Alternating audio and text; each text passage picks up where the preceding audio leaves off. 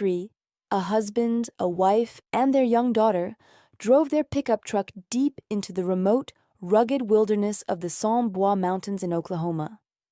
They were seemingly on a short trip, perhaps to look at a piece of land they were thinking of buying. But this drive would be their last.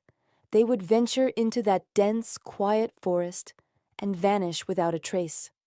When their truck was discovered days later, it seemed to defy all logic. Inside, investigators found everything you'd expect them to take with them.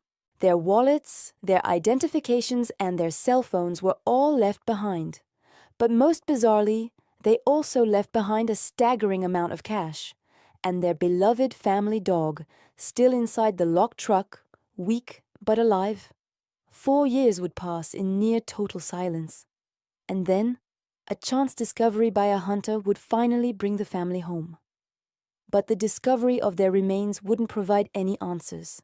In fact, it would only deepen the mystery, turning a strange disappearance into one of the most baffling and unsettling unsolved cases in modern history.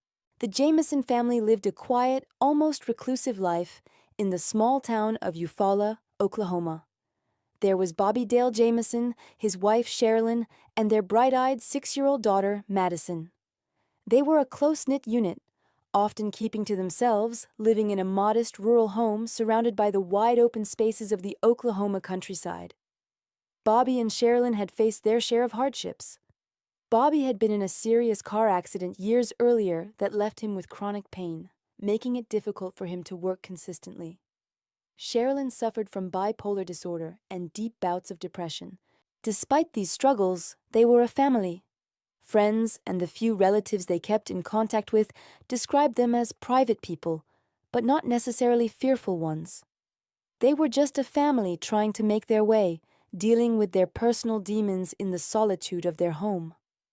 But in the months leading up to their disappearance in the fall of 2009, something had changed. A shadow had fallen over the Jamison household, and a strange, creeping paranoia began to take hold.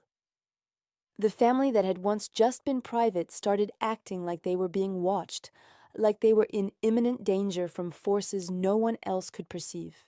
This growing sense of dread began to manifest in very specific and unusual ways.